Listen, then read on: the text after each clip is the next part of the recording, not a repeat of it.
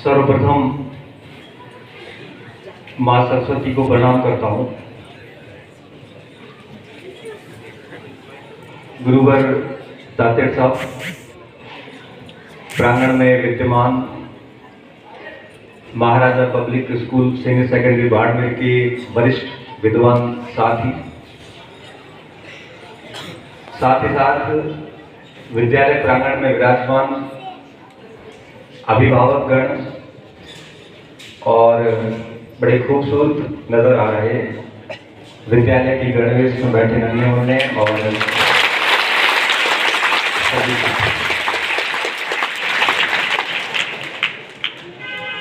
अगर कोई पूछे कि सबसे खूबसूरत तस्वीर कौन सी है, तो मैं कहूँगा कि सबसे खूबसूरत तस्वीर ये होगी अगर यहाँ से ली जाए और वहाँ तक पहुँचा दी जाए। इससे बढ़िया कोई तस्वीर नहीं है। जब मैं स्कूल शिक्षा में था व्याख्याता के तौर पे, और जब कॉलेज में आया, स्कूल से कॉलेज में जब पढ़ाने के लिए आया, तो कई सारी चीज़ें मैं मिस करता हूँ। और मेरे साथी जब मुझे पूछते हैं कि सर हमें कॉलेज की तैयारी करनी चाहिए कि नहीं करनी चाहिए, प्रोफेसर बनना चाहिए कि नहीं बनना चाहिए, क्योंकि आपने दोनों पोस्ट देखी है, तो आपके अनुभव क्या है, तो मैं कहता हूँ अगर आपको वेतन में वृद्धि चाहते हो तो कॉलेज में आ जाओ, अगर संतुष्टि चाहते हो तो स्कूल में रहो। क्यों? क्योंकि एक यूनिफॉर्म हम बहुत मिस करते हैं।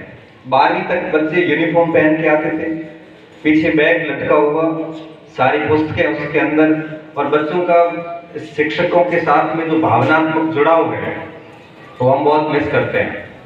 और जब मैं कॉलेज में फर्स्ट ईयर के बच्चे आते हैं तो उनसे मैं बात करता हूँ, मैं कहता हूँ उनको कि 3 महीनों में आपको क्या हो गया है। वही बच्चा मार्च अप्रैल तक इतना सिंसियर था, कॉलेज में आते आते वो इतना बेपरवाह कैसे हो गया है। आप में से सब जब आप आगे जाओगे, कॉलेज में जाओगे, सीधी सी बात है, 12वीं के बच्चों को आज आशीर्वाद दिया जा रहा है, तो ये बच्चे आगे सीधे कॉलेज में जाएंगे, और कॉलेज में जाने के बाद में आपका स्वभाव चेंज होने वाला है, ये भी मुझे पता है। तो ये कई चीज़ें हम मिस करते हैं। तो मैं यहाँ पे आज किसी बड़े भाषण की बात नहीं करूँगा, कोई मोटिवेशन नहीं दूंगा। आज मैं आपसे जुड़ी हुई कुछ छोटी छोटी बातें करना चाहूँगा, और इसी हेतु मुझे यहाँ पे आमंत्रित किया गया है।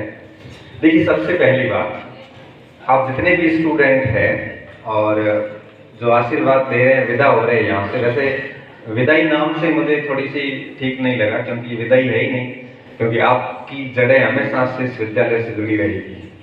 आप IAS का इंटरव्यू देने भी जाओगे ना, तब भी आप वहाँ इंटरव्यू बोर्ड के सामने बैठोगे तो वहाँ वही बात आएगी कि आप कौन से स्कूल से पढ़े हुए, आपको महाराजा की पूरी हिस्ट्री याद रखनी पड़ेगी, क्योंकि इंटरव्यू में स्कूल के नाम वगैरह से कहीं से भी सवाल पूछे जा सकते हैं।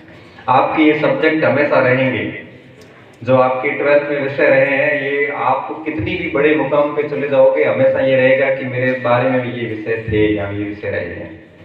तो विदाई तो है ही नहीं, ये आप आशीर्वाद ले रहे हो और आगे जीवन की ऊंचाइयों को, उच्च शिक्षा के लिए आगे जाओगे। तो कुछ बातें ऐसी हैं जो हमें ध्यान रखनी चाहिए।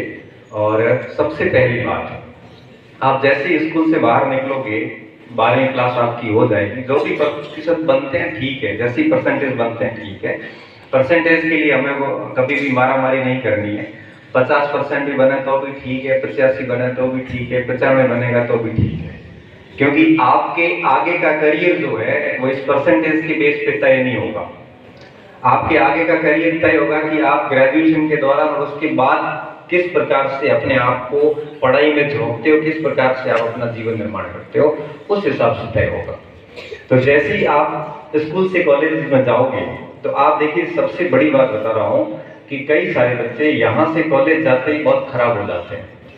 यहाँ से कॉलेज जाते कई बच्चे नशे पत्ते में घुस जाते हैं, हमने देखे हैं कई बच्चे, 98% के बच्चे हमने कॉलेजेस के किसी कोने में बैठे हुए नशे करते हुए देखे हैं। तो आप जब यहाँ से कॉलेज जाओगे, चाहे कोई सी भी कॉलेज जाओ, चाहे दिल्ली यूनिवर्सिटी में जाओ, चाहे JNU में जाओ, चाहे आप बाड़मेर कॉलेज में जाओ, चाहे राजस्थान यूनिवर्सिटी में जाओ, किसी भी यूनिवर्सिटी में जाओगे, आपको हर टाइप के स्टूडेंट मिलेंगे। नशेड़ी भी मिलेंगे, अच्छे सिंसियर बच्चे भी मिलेंगे, और आपको हर प्रकार के स्टूडेंट मिलेंगे। तो मैं आप सभी स्टूडेंट से आग्रह करना चाहूंगा कि इस कॉलेज में जाने के बाद अपना ग्रुप बहुत बढ़िया रखें। जितना अच्छा ग्रुप होगा वैसे ही आप हो जाओगे। ग्रुप का बहुत फर्क पड़ता है। आप अगर सामान्य लोगों के साथ ऐसे यूँ कहिए कि एक सामान्य स्टूडेंट एक अच्छे स्टूडेंट के साथ में हो जाता है तो बहुत अच्छा बन जाता है। मैं जब 10th में था तो मेरे 49% बने, मात्र 49%, और जब 12वीं में था तो बमुश्किल 60% बने थे। लेकिन जैसे कॉलेज में आया तो मेरे साथ कई सारे दोस्त ऐसे जुड़े, जैसे रघुनाथ बिश्नोई था, भगवान साहिब थे, भवानी सिंह थे, बहुत सारे ऐसे स्टूडेंट जुड़े जो बहुत मेरिटोरियस स्टूडेंट थे। आज सभी केंद्र सरकार में राजपत्रित अधिकारी वो सारे। तो उनकी साथ जाने भर से मेरे खुद के जीवन में इतने परिवर्तन आए, ड्रास्टिक चेंजेस हुए कि सारी परीक्षा मैंने हंसते हंसते पास कर दी। तो एक पहली शिक्षा मैं ये दूंगा आपको कि अपना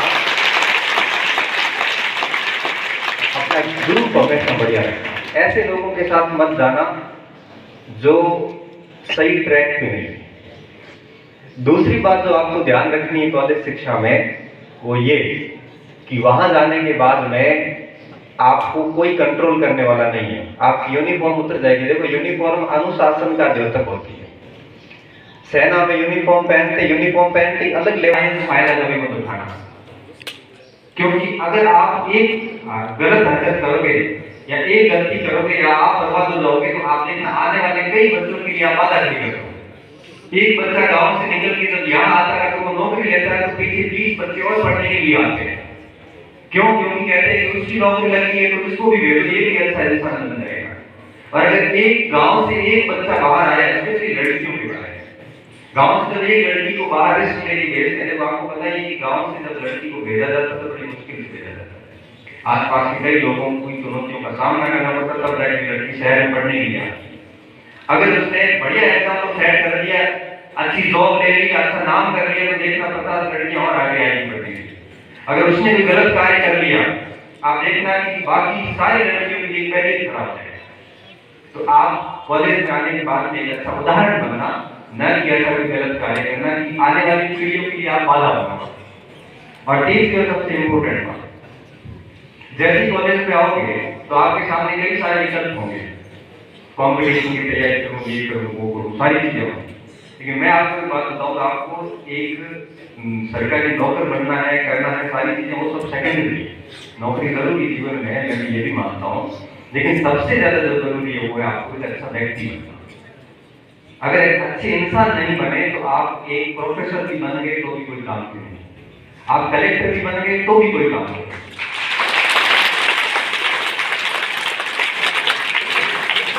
एक अच्छा व्यक्ति बनना बहुत जरूरी है, जिसमें कोई दुर्गुण नहीं है, जिसको सब पसंद करें, जिसका सब उदाहरण दे, एक ऐसे व्यक्तित्व के रूप में अपने आप का निर्माण करना, ये बहुत ज्यादा जरूरी होता है। क्योंकि आपको शिक्षा का जो मेन उद्देश्य होता है, हमारा शिक्षा एनसीसीएल क्या मानता है, नेशनल करिकुलम फ्रेमवर्क क्या मानता है, शिक्षा का मुख्य उद्देश्य होता है व्यक्ति का निर्माण करना, न कि नौकरी देना।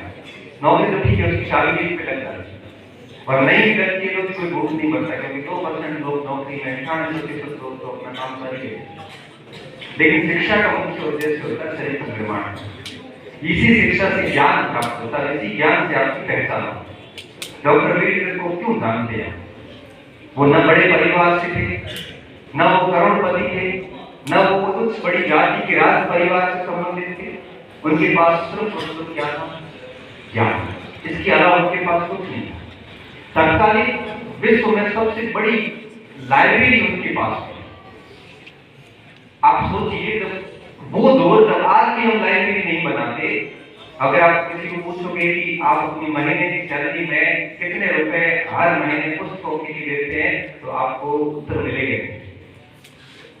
ये मैं सवाल इसकी कई बार पूछ लेता हूँ, क्योंकि मैं खुद मेरी सैलरी का एक हिस्सा हमेशा पुस्तकों को देता हूँ। मेरे घर में छोटी मेरी लाइब्रेरी बनी है। जब भी तनाव में होते हैं या मन खराब होता है, तो लाइब्रेरी में जाकर बैठते हैं तो अलग लेवल का सुकून मिलता है। तो उस समय, जिस समय लोग समझते भी नहीं थे, उस समय एक डेप्रेस्ड सेक्शन का व्यक्ति दुनिया की बड़ी बड़ी यूनिवर्सिटी में कई पीएचडी करता है, लॉ की, इकोनॉमिक्स की। क्यों? क्योंकि ज्ञान की जो विपाशा थी, उसी व्यक्ति को उस ज्ञान ने श्रेष्ठ बनाया था। आज की तारीख में हम उनको याद करते हैं। तो मैं आप सभी को यही कहूँगा कि कॉलेज आने के बाद में अपने आप को नॉलेज में इतना सशक्त करना कि आपको वापस इसी स्कूल में गेस्ट के रूप में कभी बुलाया जाए।